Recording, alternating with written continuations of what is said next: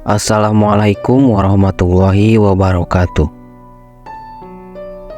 Hari ini kita akan membahas sebuah cerita tentang kejadian mistis yang dialami oleh Asep dan Randy saat memancing di sebuah danau.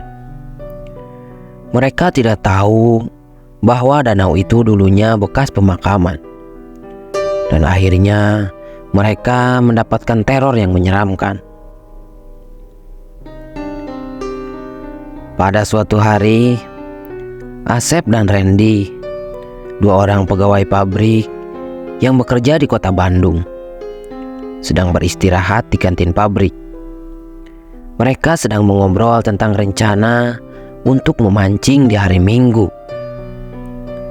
Mereka berniat memancing di sebuah danau untuk sekedar melepas penat karena sudah jenuh bekerja. "Ren, besok kan hari Minggu. Gimana kalau kita mancing?" ucap Asep. "Ayo Sep, kebetulan saya pengen hiburan nih. Udah jenuh kerja terus. Tapi kemana mancingnya?" jawab Randy. "Ke danau aja Ren, kebetulan saya tahu spot yang banyak ikannya," ucap Asep memberitahu Randy. Besoknya, hari Minggu pun tiba. Randy sedang membereskan peralatan pancingnya dan bersiap untuk menjemput Asep di rumahnya, kemudian langsung berangkat. Setelah sampai di rumah Asep, Randy pun segera memanggilnya. "Sep, ayo kita berangkat, keburu siang nih," ucap Randy. "Iya, ayo, saya udah siap dari tadi," jawab Asep. Mereka berangkat dengan gembira, tanpa tahu bahwa teror akan segera menghampiri mereka saat memancing di sana. Tak lama kemudian, mereka berdua telah sampai di danau itu. Danau yang penuh misteri dan mitos di kalangan masyarakat setempat.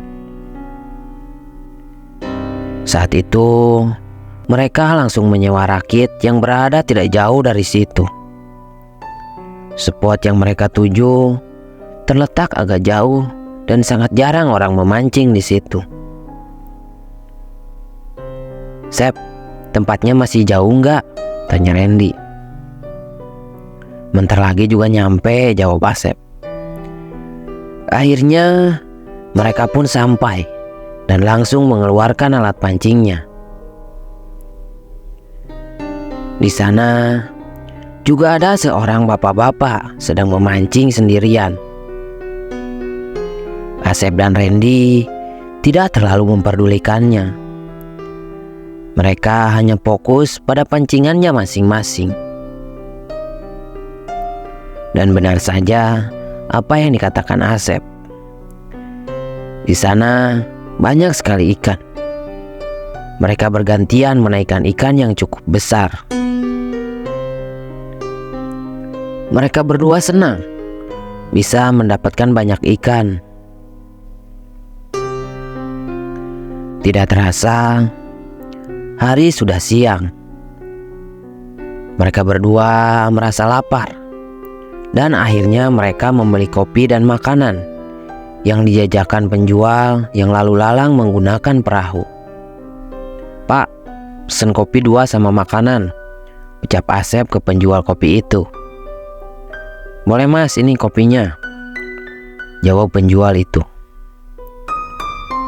Mereka pun mengobrol sebentar, sekedar basa-basi.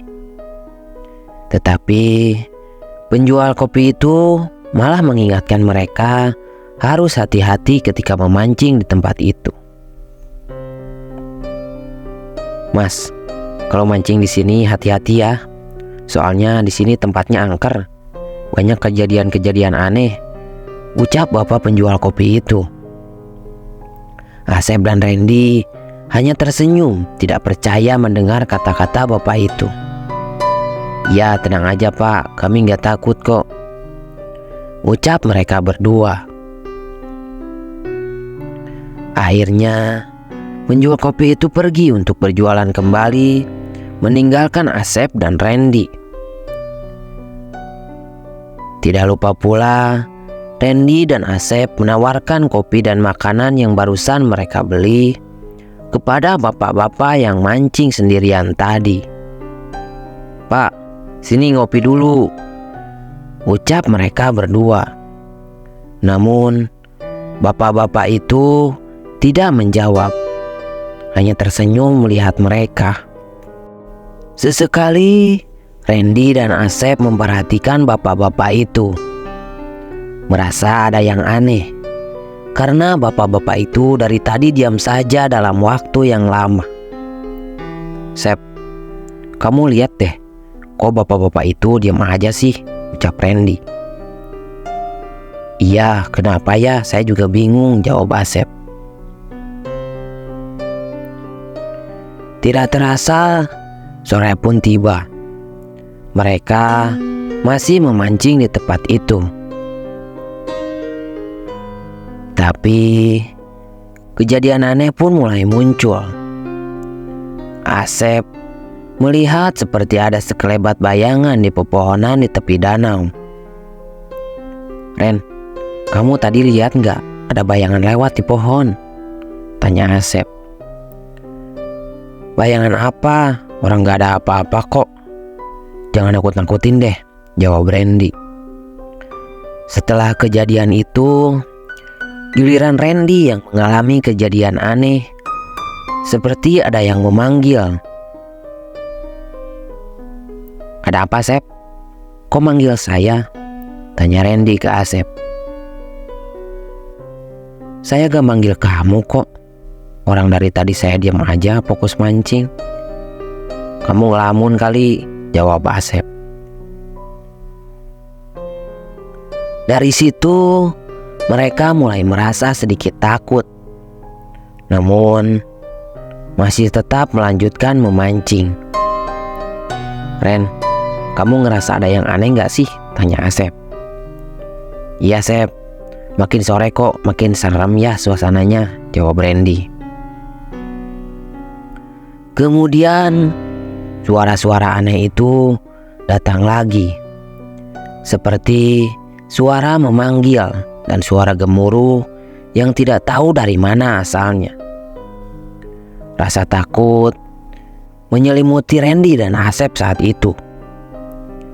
Saat itu, mereka mencoba melihat kembali bapak-bapak yang tadi diam saja.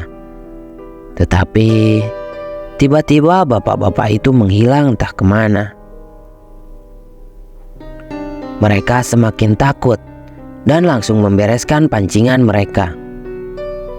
Namun, saat Randy ingin mengangkat pancingannya, jorannya itu terasa berat. Ketika diangkat, mereka berdua kaget dan berteriak melihat ada potongan tangan tersangkut di pancingannya dan langsung melemparkannya. "Ren, cepat kita pulang, saya takut. Itu tadi ada tangan manusia," ucap Asep. "Iya, ayo cepetan, saya juga takut," jawab Randy. Dalam keadaan panik, mereka secepat mungkin meninggalkan tempat itu. Namun, kejadian menyeramkan tidak berhenti di situ saja.